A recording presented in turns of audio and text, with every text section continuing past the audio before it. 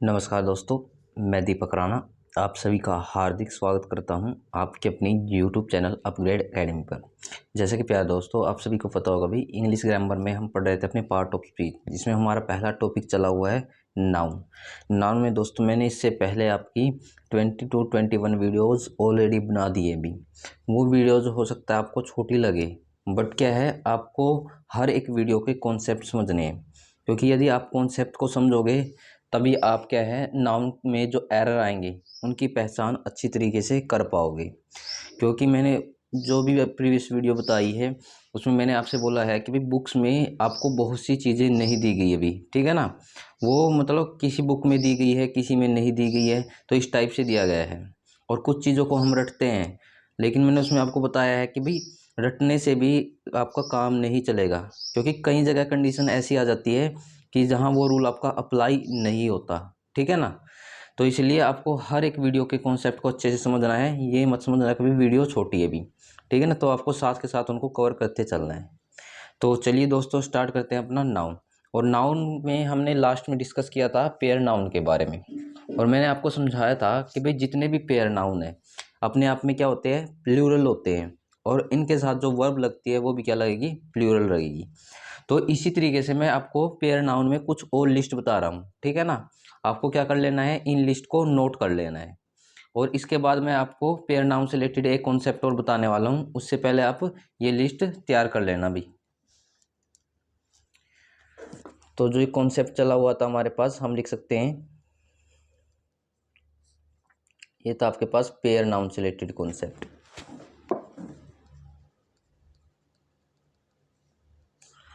अब pair noun में क्या है, पहले तो हम ले लेते हैं इसमें नेम ऑफ एक्सेसरी। क्या करेंगे इसमें, नेम ऑफ एक्सेसरी। अब बात करें कि भाई ये नेम ऑफ एक्सेसरी क्या होता है।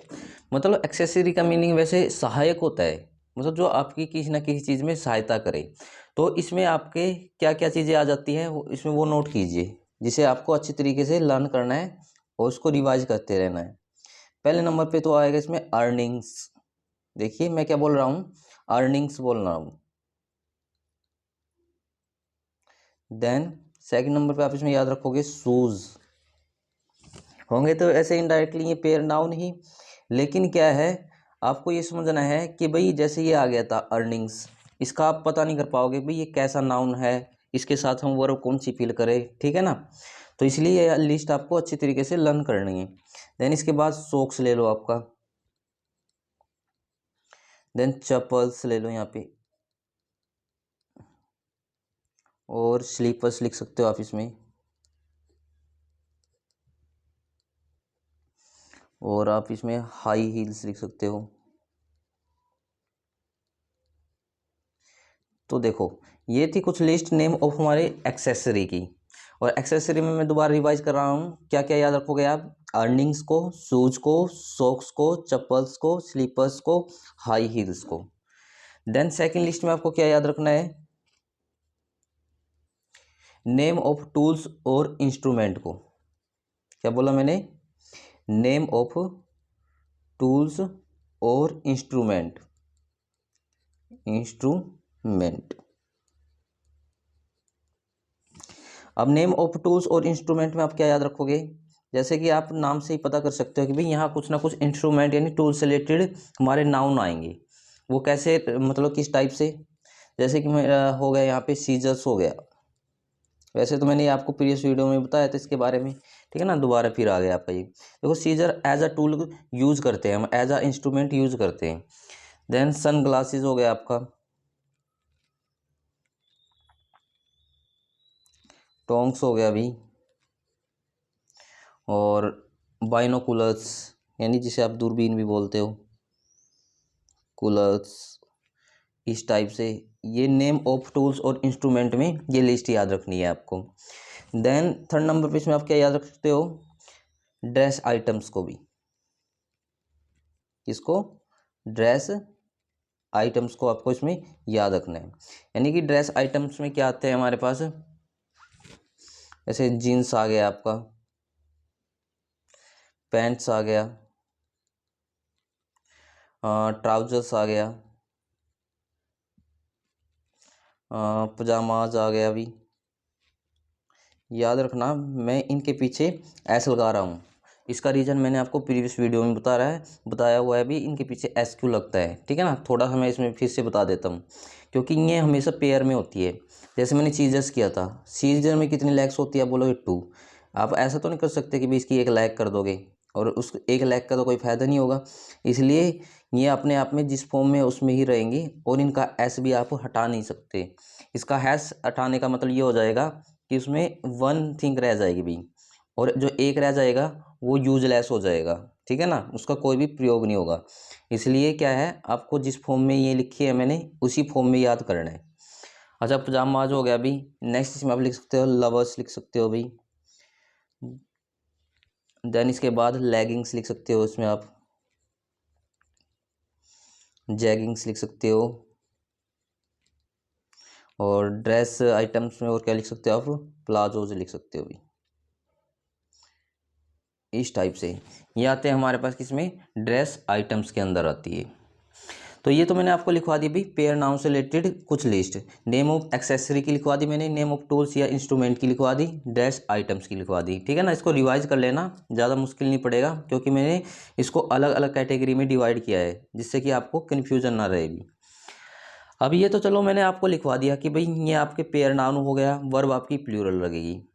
लेकिन बहुत से बच्चे इसको भी रट लेंगे कि भाई हाँ भाई हमको जहाँ भी ये दिखेंगे और जहाँ भी हमको सिंगुलर प्लूरल में से वर्ब फिल करनी होगी, प्लूरल ही फिल करेंगे, ठीक है। जहाँ हमको सीजर लिखा होगा उसका सीजर्स कर देंगे, मतलब इतना ही हम एरर पहचान लेंगे। बट मैंने आपसे बोल रखा है हमें कॉन्सेप्ट को समझना है, रटना नहीं है। तो यहाँ पे देखो, आपका कुछ केसेस में ऐसा होगा जहाँ पेयर नाउन, क्या बोला मैंने, जहाँ पे पेयर नाउन का हम सिंगुलर फॉर्म में यूज कर सकते हैं। देखिए मैं एक बार इसको लिखवा देता हूँ, उसके बाद मैं इस चीज़ को समझाता हूँ आपको। कई कंडीशन में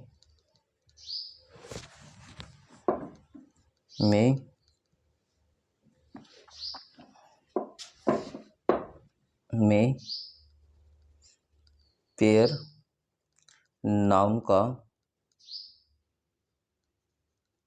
सिंगुलर में यूज कर सकते हैं। अभी मैंने आपसे बोल रखा था कि भाई प्लूरल ही यूज होगा, लेकिन मैंने यहाँ क्या लिखवा दिया आपको, ये सिंगुलर का भी यूज कर सकते हैं। लेकिन वो कंडीशन कैसे है, उसके लिए आपको देखना पड़ेगा अपना एग्जाम्पल, यानी उसको एग्जाम्पल को समझना पड़ेगा वो दे क्या रहा है अभी। तो उसी सिचुएशन के अकॉर्डिंग वहाँ पे आप अपना नाउन को, जो पेयर नाउन होगा उसको सिंगुलर भी बना सकते हो। बट आपको एग्जाम्पल को अच्छी तरीके से समझना है, ठीक है ना। डायरेक्ट ही ये मत करना कि भाई ये तो हमेशा प्लूरल होता है इसलिए इसमें तो कोई एरर नहीं होगा। चीज़ों को समझना है। जैसे मैं इस चीज़ को आपको एग्जाम्पल से समझाता हूँ। ऐसे मैंने क्या लिखा है यहाँ पे, I have got 1 shoes, please help me find out the other shoe. अब ये लिख दिया। अब ध्यान से एग्जाम्पल समझना कि भाई कहाँ पे एरर हो सकता है, कहाँ पे एरर नहीं हो सकता। अब जैसे मैं अपने एग्जाम्पल को समझता हूँ, मैंने लिखा आई हैव गोट 1 शूज। अब देखो शूज क्या होता है, आप बोलोगे मैंने ये लिखवाया आपको, शूज हमारा एक पेयर नाउन की कैटेगरी में आता है। बहुत से क्या सोचेंगे कि भाई शूज में तो कोई गलती हो ही नहीं सकती। अब ये बोल क्या रहा है कि भाई मुझको अपना एक शूज है ना, मुझको एक अपना शू तो मिल गया, लेकिन दूसरा नहीं मिला मुझको, उसको ढूंढने में क्या करो, मेरी मदद करो, यही तो बोल रहा है। यदि उसको एक शू मिला है तो हम क्या करेंगे यहाँ पे, आप बोलोगे यहाँ शूज दे रखा है इसलिए शूज तो नहीं आ सकता। आप बोलोगे यहाँ शूज ना करके हमको क्या करना पड़ेगा, शू करना पड़ेगा। क्यों करना पड़ेगा, क्योंकि उसको एक जूता मिला है, उसको अपने जूते नहीं मिले, यही तो बोल रहा है। तो इस तरीके से जो पेयर नाउन था आपका सिंगुलर भी हो सकता है, ठीक है ना। तो इस तरीके से आपको कंडीशन चेक करनी है। देन हम आगे इसको रीड करते हैं, please help me find out the other shoe. देखो ये चीज़ ठीक लिख रखी है आपको, ठीक है ना। एक शू तो मिल गया और दूसरा ढूंढने मेरी मदद करो। अब यहाँ पे क्या था, पेयर का जिक्र नहीं था, कि भाई इस टाइप से कोई एग्जाम्पल नहीं था कि ये बात आपकी पेयर में कर रहा है, ये बात अलग अलग जूतों की कर रहा था, इसलिए मैंने यहाँ शूज़ को कैंसिल करके क्या लिखवाया, आपका शू करवाया। तो यानी कि आपको इस तरीके से अपने कॉन्सेप्ट को समझ के कोई भी एरर पहचानना है, बस चीज़ों को रटना नहीं है, कहने का मतलब ये। देन आगे आपको एक कॉन्सेप्ट और याद रखना है, जो मैंने आपको फीस से रिलेटेड कॉन्सेप्ट भी कराया था, ठीक है ना, ये प्रीवियस वीडियो में बताया था, मैं इसमें दोबारा फिर बता रहा हूँ आपको। ये इसलिए मैं बता रहा हूँ दोबारा से क्योंकि इसमें एक और आपका एक्स्ट्रा कॉन्सेप्ट आएगा फीस में। और प्रीवियस वीडियो में मैंने क्या बताया था फीस कॉन्सेप्ट में आपको, कि जो फीस है, फीस का यूज हम सिंगुलर फॉर्म में भी कर सकते हैं अभी, और आपका प्लूरल फॉर्म में भी कर सकते हैं, ठीक है ना। वो कैसे होगा यदि आपको याद है तो उसके लिए मैंने क्या बताया था, इससे पहले वो आपका एक डेफिनेट एडजेक्टिव लगा के रखेगा। डेफिनेट एडजेक्टिव का मीनिंग ये होगा, जैसे कि वो बोल देगा वन फीस, अब वन से आप अंदाज़ा लगा सकते हो यहाँ फीस क्या रहेगा, सिंगुलर। वो बोल देगा टू फीस, आप बोलोगे टू है तो मतलब यहाँ जो फीस रहेगी आपकी प्लूरल रहेगी, ऐसे तो अंदाज़ा लगा सकते हो। मीन्स कि आप ऐसा नहीं करोगे कि भी फीस का फीसिस कर दो, यदि आप ऐसा करते हो तो उसकी सेंस ही चेंज हो जाएगी कि भाई यहाँ जो फीस है, फीस का मतलब मछली होता है, लेकिन जैसे आप फीसिस करते हो तो उसका मतलब क्या हो जाएगा, मछलियों की प्रजाति हो जाएगा। तो इसलिए जो फीस वाला कॉन्सेप्ट है इसको अच्छे से समझना आपको, कि भाई इसको सिंगुलर प्लूरल करने के लिए उससे पहले हमको डेफिनेट एडजेक्टिव लगा देना है। प्लूरल करना है तो 2 3 4 वो लिख के नेक्स्ट आगे आप फीस लिखना है, बस फीसिस नहीं करना है। सिंगुलर है तो आप क्या कर दोगे, इसके पीछे वन फीस कर दोगे। तो इस तरीके से सिंगुलर और प्लूरल इसको बनाया जाता है, और इसका फीस है तो फीस की फॉर्म में ही यूज करना है आपको। पहली बात तो ये हो गई। देन सेकंड बात क्या समझना है आपको फीस में, कि जो फीस है, फीस का यूज हम अनकाउंटेबल नाउन की सेंस में भी कर सकते हैं। अभी देखिए मैंने क्या बोला, फीस का यूज किस में कर सकते हैं, अनकाउंटेबल नाउन की सेंस में भी कर सकते हैं। आप बोलोगे सर हम फीस को तो गिन सकते हैं, one fish, two fish, three fish, uncountable में कैसे। तो इसके लिए आपकी ये सिचुएशन रहेगी, अनकाउंटेबल तब बनेगी फीस जब इसका यूज, जब फीस का यूज, इसका यूज खाने की सेंस में किया जाए। क्या बोला मैंने, जब फीस का यूज खाने की सेंस में किया जाए तो फीस क्या हो जाएगी आपकी, अनकाउंटेबल नाउन की तरह ये ट्रीट होगी भी। किसकी तरह ट्रीट होगी आपकी, ये अनकाउंटेबल नाउन की तरह ट्रीट होगी। जैसे कि मैं इस चीज़ को आपको एग्जांपल देके समझा देता हूँ। मैंने क्या लिखा यहाँ example, I have fish to eat. अब मुझको ये बताना, जो ये फीस है, फीस का यूज किस लिए किया जा रहा है, आप बोलोगे खाने की सेंस में किया जा रहा है। किस सेंस में किया जा रहा है, खाने की सेंस में किया जा रहा है। तो अब आपसे कोई पूछ ले कि यहाँ जो फीस है काउंटेबल रहेगी अनकाउंटेबल, तब आप बोलोगे यहाँ जो फीस रहेगी हमारे पास अनकाउंटेबल नाउन की तरह ट्रीट होगी, ठीक है ना। तो इस कॉन्सेप्ट को आपको समझना है कि भाई जब फीस का खाने की तरह यूज किया जाए तो वो हमेशा अनकाउंटेबल नाउन की सेंस देगी, ठीक है ना। और जब नॉर्मल बात है तो हम बोल सकते हैं कि ये काउंटेबल नाउन की तरह ट्रीट होगी। तो ये था भाई हमारे पास दोबारा फिर से फीस कॉन्सेप्ट। अब चलते हैं इसमें हम नाउन के अंदर अपने नेक्स्ट कॉन्सेप्ट की तरफ। अब नाउन में नेक्स्ट कॉन्सेप्ट क्या रहने वाला है आपका, नाउन के अंदर जो नेक्स्ट कॉन्सेप्ट होगा वो यूनिट से रिलेटेड होगा, जिसे हम क्या बोल सकते हैं, अपना यूनिट कॉन्सेप्ट बोल सकते हैं। और यूनिट कॉन्सेप्ट में आपकी कई टाइप्स बनेगी इसके अंदर, ठीक है ना, जिसे हम वन बाय वन करके डिस्कस करेंगे। हम यहाँ डाल सकते हैं अपना पॉइंट नंबर 1। अभी पॉइंट नंबर 1 में आपको क्या समझना है, इसमें आपको डेफिनिट यूनिट के बारे में समझना है। क्या लिखा मैंने इसमें आपके सामने, आप बोलोगे डेफिनिट यूनिट। डेफिनिट यूनिट में हमको क्या समझना है, देखो भाई डेफिनिट यूनिट में आपके पास दो कंडीशन होती है। वो दो कंडीशन क्या होती है, 1 मिनट के लिए मैं यहाँ यूनिट लिख लेता हूँ और यहाँ अपना मैन नाउन लिख लेता हूँ भी। देखो इसमें समझना क्या है, यदि डेफिनिट यूनिट, क्या बोला मैंने, यदि डेफिनिट यूनिट आपकी सिंगुलर है तो मैन नाउन भी आपका सिंगुलर ही आएगा। यदि आपकी डेफिनिट यूनिट क्या है, प्लूरल है, तो जो मैन नाउन है वो आपका प्लूरल ही आएगा। मैं दोबारा रिपीट करता हूँ इस कॉन्सेप्ट को, यदि आपकी डेफिनिट यूनिट क्या है, सिंगुलर है, तो मैन नाउन सिंगुलर आएगा। डेफिनिट यूनिट प्लूरल है तो मैन नाउन आपका प्लूरल ही आएगा। जैसे हम इसको एग्जाम्पल से समझते हैं। मैंने यहाँ पे एग्जाम्पल लिखा, I have one book for you. I have one book for you, मैंने लिख दिया ये एग्जाम्पल। देन मैं एक और लिख देता हूँ, तब तक आप इसके बारे में सोच सकते हैं। सेकंड एग्जाम्पल में लिखा, I have two books for you. अब जैसे ही मैंने एग्जाम्पल लिखा, आपको ये कॉन्सेप्ट समझ में आ गया होगा। वो कैसे? अब यहाँ मुझको बताना वन क्या है। आप बोलोगे एक यूनिट है। वन क्या है? एक यूनिट है। और कैसी यूनिट है? आप बोलोगे डेफिनेट यूनिट है, क्योंकि 1 2 3 ये काउंटेबल है ना, तो इसलिए जो काउंटेबल होगा हम उस यूनिट को कौन सी यूनिट बोल सकते हैं? आप बोलोगे डेफिनेट यूनिट बोल सकते हैं। तो मैंने इसमें क्या समझाया था, यदि डेफिनेट यूनिट सिंगुलर है तो मैन नाउन आपका सिंगुलर आएगा। देखो यहाँ डेफिनेट यूनिट सिंगुलर ही तो है, यानी वन ही की तो बात कर रहा है। तो जो ये मैन नाउन है ये आपका क्या आ रहा है? आप बोलोगे सिंगुलर ही आ रहा है। इसका मतलब ये बिल्कुल ठीक रहेगा आपका एग्जाम्पल।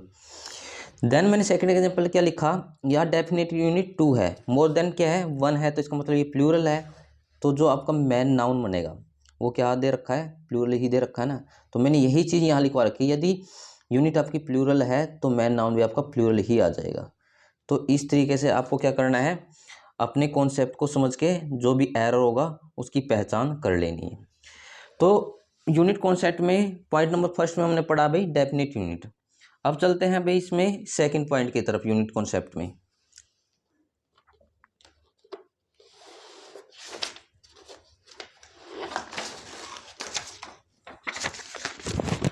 अब सेकंड पॉइंट में इसमें आपको क्या समझना है,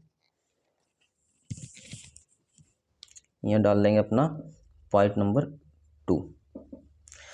देखो पॉइंट नंबर 2 में आपको ये समझना है कि इसमें कुछ यूनिट आपको फ्रैक्शन की फॉर्म में देगा, ठीक है ना। यानी कि हम इस पॉइंट को नाम दे सकते हैं यूनिट फ्रैक्शन का। अब इसमें देखो आपको क्या क्या चीज़ें समझनी है यूनिट फ्रैक्शन में। इसमें जैसे कि आपको दे दिया 1/3, तो हम इसको इंग्लिश में कैसे लिखेंगे? इसको 1/3 लिखें या 1/3 लिखें? तो इसमें आपको याद रखनी है कि इसमें दो चीज़ें होती हैं मेनली हमारे पास, न्यूमिनेटर और डिनोमिनेटर। क्या होती है? ये ऊपरला न्यूमिनेटर होता है, ये डिनोमिनेटर। हिंदी की बात करें इसको अंश बोलते हैं, इसको हर बोलते हैं। दो चीज़ें हो गई, आपने ये चीज़ मैथ में पढ़ रखी होगी। तो क्या होता है कि भाई यदि ये हमारे पास सिंगुलर है तो इसको हमको डेफिनेट रूप से सिंगुलर ही रखना है। सिंगुलर का मीनिंग ये है, मैं इसको कैसे लिखूंगा? ऐसे लिखूंगा 1/3। यदि इंग्लिश में लिखना हुआ तो मैं इसको ऐसे नहीं लिख सकता 1/3। बात आई होगी आपको समझ में कि भाई प्लूरल कैसे नहीं करना है आपको। इसको 1 तो लिख दिया, लेकिन बहुत से क्या कर देते हैं इसका कि भाई 3 तो मोर देन 1 से है तो इसलिए थर्ड्स आ जाएगा। बट आपको ऐसा नहीं करना है, इसका न्यूमिनेटर चेक करना है। यदि न्यूमिनेटर हमारे पास क्या है? सिंगुलर फॉर्म में है, तो इसका आपको थर्ड का थर्ड ही रखना है। बट अभी नेक्स्ट में आपको समझाऊंगा, ये मोर देन 1 हो जाता है तब इसका आप थर्ड का थर्ड्स भी कर सकते हो। कैसे? जैसे कि मैंने यहाँ लिखा आपके सामने 2/3। अब यहाँ देखो भाई जो न्यूमिनेटर है कितना है? 2 है, और डिनोमिनेटर कितना है? 3 है। अब ये मोर देन 1 है, तो इसका मतलब आप इसको कैसे लिख सकते हो? 2/3 करके लिख सकते हो। कैसे लिख सकते हो? 2/3 करके लिख सकते हो। बट 1 के केस में आपको बिल्कुल भी ऐसा नहीं करना है। अब ये तो मैंने लिखवा दिया कि भाई आपको जब ऊपर मोर देन 1 दे रखा तो 2/3 कर सकते हो। तो इसमें आपको एक कॉन्सेप्ट हो समझना है। देखो कई बार क्या होता है, हमारा यहाँ पे एक रूल भी फॉलो कर देता है, यूनिट, फिर क्या आ जाता है आपका, एक चीज़ आती है यहाँ पे मॉडिफायर, देन फिर क्या आता है आपका मैन नाउन। जो ये थर्ड्स है ना, आपका मैन नाउन की तरह ट्रीट हो जाता है। वो कैसे? सॉरी, मॉडिफायर की तरह ट्रीट हो जाता है। यहाँ पे तो आपको एक यूनिट दे के रखेगा, जैसे 1 2 3 4 5। यहाँ पे कोई मैन नाउन दे देगा आपको, ठीक है ना, कुछ भी दे सकता है, आप समझ सकते हो। और जो यहाँ पे चीज़ आती है वो मॉडिफायर बनता है। और जो ये मॉडिफायर होगा ना, हमेशा क्या रहेगा आपका? सिंगुलर फॉर्म में रहेगा भाई। किस फॉर्म में रहेगा आपका? सिंगुलर फॉर्म में रहेगा। हाई मतलब आपको ये चीज़ समझ में नहीं आई होगी, कुछ कुछ समझ में आई होगी। जैसे कि मैं इस चीज़ को आपको एग्जांपल देके समझाता हूँ कि भाई ये सिंगुलर फॉर्म में कैसे रहेगा मॉडिफायर। जैसे मैंने आपके सामने ये एग्जांपल लिख दिया, 2/3 या थर्ड्स वर्क। क्या लिखा? 2/3 या थर्ड्स वर्क। इसमें से आपको एक फिल करना है, थर्ड या थर्ड्स। अब आप बोलोगे वर्क्स नहीं आएगा, भाई ये वर्क है आपका, ठीक है ना। अभी आप क्या बोलोगे इसमें कि भाई हमने पढ़ रखा है जब 2/3 होता है तो हम हमेशा क्या लिखते हैं, 2/3 लिखते हैं, ऐसी बात है ना। बट मैंने अभी आपको एक कॉन्सेप्ट समझाया है कि जब भी आपके पास ये कंडीशन आ जाए, unit plus modifier plus man noun, जो ये मॉडिफायर होगा हमेशा सिंगुलर फॉर्म में यूज होगा। किस फॉर्म में यूज होगा, सिंगुलर फॉर्म। अब ये मुझको बताना टू क्या है, आप बोलोगे एक यूनिट है। वर्क क्या है इसके अंदर, आप बोलोगे मैन नाउन है। तो यहाँ जो थर्ड या थर्ड्स है वो क्या बनेगा आपका, आप बोलोगे मॉडिफायर बनेगा। और मॉडिफायर को मैंने क्या बताया आपको, आप बोलोगे सिंगुलर फॉर्म में लिखना है उसको। किस में लिखना है, सिंगुलर फॉर्म। तो इन दोनों में सिंगुलर कौन सा है, आप बोलोगे ये होगा, न कि ये। लेकिन आप अभी कंफ्यूजन में होंगे कि भाई यहाँ तो हमने क्या किया, 2/3 किया यानी एस लगा, और यहाँ आप 2/3 कर रहे हो। तो इसके लिए देखो मैं आसान तरीके से कॉन्सेप्ट समझाता हूँ इसको, कि यदि आपको क्या है, यदि आपको लास्ट में मैन नाउन दे रखा हो, फ्रैक्शन यूनिट में लास्ट में आपको यहाँ पे मैन नाउन दे रखा हो, तब आप इसका 2/3, ठीक है, 3/3, 4/3, 5/3, 6/3 ऐसे रखोगे। उसका मतलब ये नहीं करोगे 2/3, ठीक है ना, 3/3, 4/3, मतलब ऐसे नहीं लगाना है। कब, जब यहाँ मैन नाउन ना दे रखा हो भी, सॉरी मैन नाउन दे रखा हो। यदि ये ऐसा दे देता है इस एग्जाम्पल को कि भाई 2/3 और आगे कोई भी मैन नाउन ना दे देता, तब इसका ये आपका बिल्कुल ठीक होता। आई होप आपको ये चीज़ समझ में आ रही होगी। मैं ये बोल रहा हूँ कि यदि लास्ट में मैन नाउन दे रखा हो तो आपको 2/3 ही रखना, उसका 2/3 नहीं करना है। यदि लास्ट में मैन नाउन नहीं दे रखा है तो उसका 2/3 हो जाएगा भी। क्या हो जाएगा, उसका 2/3 हो जाएगा। तो इस तरीके से आपको ये चीज़ समझनी है, याद रखनी है भी। अब जैसे कि मैंने और लिखा आपके सामने, इसको समझिए, इससे आपको और क्लियर हो जाएगा। मैंने यहाँ लिख दिया 5/3। क्या लिखा, आप बोलोगे 5/3 लिखा है। तो मैं इसको कैसे लिखूंगा, आप बोलोगे 5/3 करके लिखूंगा। क्यों, क्योंकि ये मोर देन 1 है तो मैं ऐसा लिख सकता हूँ। बट इस पर भी वही कंडीशन अप्लाई होती है जो मैंने आपको अभी समझाई, unit plus modify plus man noun की। कौन सी कंडीशन अप्लाई होती है, unit plus modifier plus man noun वाली कंडीशन। यदि यहाँ मैन नाउन है तो जो ये मॉडिफायर होगा आपका सिंगुलर आ जाएगा, यहाँ मैन नाउन नहीं है तो आपको ये 5/3 का 5/3 ही रखना है। जैसे इसका भी एग्जांपल कर लेते हैं, यहाँ लिख दिया मैंने 5/3 वर्क। अब देखो ये आपकी यूनिट होगी, ये आपका मैन नाउन होगा, इसका मतलब ये क्या रहेगा आपका सिंगुलर, यानी इसका आपको थर्ड्स नहीं करना है। यदि ये नहीं दे रखा हो आपको, तब उस केस में आप क्या कर सकते हो, इसको 5/3 कर सकते हो। आई होप आपको ये फ्रैक्शन कॉन्सेप्ट अच्छे से समझ में आ रहा होगा। अभी ही फ्रैक्शन कॉन्सेप्ट में ही आपका नेक्स्ट कॉन्सेप्ट है हमारे पास मिक्स्ड फ्रैक्शन से रिलेटेड। किससे रिलेटेड है, मिक्स्ड फ्रैक्शन से रिलेटेड। अब इसको हम कैसे समझेंगे, देखो मिक्स फ्रैक्शन का मीनिंग क्या होता है, आपने मैथ में पढ़ रखा होगा। जैसे मैंने ये लिख दिया 1:2/3। अब इंग्लिश में इसको कैसे लिखा जाता है, देखो ये 1 क्या है, एक इंटीजर है, एक पूर्णांक है, इसको तो हम क्या लिख देंगे 1। लेकिन जो फ्रैक्शन है ना, तो फ्रैक्शन से पहले यहाँ हम एंड लगा लेंगे, 1 एंड। अब इसको हम कैसे लिखेंगे, आप बोलोगे 2/3 करके लिखेंगे। तो मैं यहाँ लिखवा देता हूँ 2/3। अब यहाँ मुझको बताओ 2/3 लिखूँ मैं या 2/3 लिखूँ। आप बोलोगे कि भाई जो हमारे पास न्यूमरेटर है मोर देन 1 है, तो इसका मतलब ये होगा इसको हमको 2/3 लिखना होगा। क्या लिखेंगे, 2/3 लिखेंगे, न कि 2/3। बेशक यहाँ पे आपका कोई इंटीजर दे रखो, ठीक है ना, जो फ्रैक्शन का केस वही है, मोर देन 1 है, तो आपको ऐसा का ऐसा ही कॉन्सेप्ट अप्लाई करना है, 2/3, ठीक है ना, 3/3, 4/3, इस टाइप से। कहने का मतलब इसमें आपको 2/3 नहीं करना है, कभी आप कंफ्यूज हो जाए। तो इस तरीके से हमको क्या लिखना है, मिक्स्ड फ्रैक्शन को लिखना है 1 एंड 2/3। क्या बोला मैंने, 1 एंड 2/3। इस तरीके से आप अपनी मिक्स्ड फ्रैक्शन को लिख सकते हो। तो दोस्तों ये थे हमारे पास फ्रैक्शन से रिलेटेड कॉन्सेप्ट। आई होप आपको ये फ्रैक्शन से रिलेटेड कॉन्सेप्ट अच्छी तरीके से समझ में आए होंगे। तो दोस्तों इस वीडियो में हम इतना ही रखते हैं। जो हमारी नेक्स्ट वीडियो होगी उसमें हम जो हमारा ये नाउन टॉपिक है इसको पूरी तरह से कंप्लीट कर लेंगे। और जैसे ही हमारा नाउन टॉपिक कंप्लीट होता है तो हम नाउन से रिलेटेड क्या करेंगे, अपने एरर्स करेंगे। आपका काम क्या है भाई, जितने भी आपने नोट्स बनाए हैं या वीडियो देखी है उसको अच्छी तरीके से रिवाइज करना है भी, क्योंकि एरर आप तभी बता पाओगे जब आपको उन चीज़ों के बारे में पता होगा, आपने उन चीज़ों को रिवाइज किया होगा। वरना डायरेक्ट आप क्या है एरर करोगे तो आपको कुछ भी समझ में नहीं आएगा। तो दोस्तों इस वीडियो में इतना ही। कल मिलते हैं अपनी नेक्स्ट वीडियो में अपने नेक्स्ट कॉन्सेप्ट के साथ। Thank you very much for watching my video.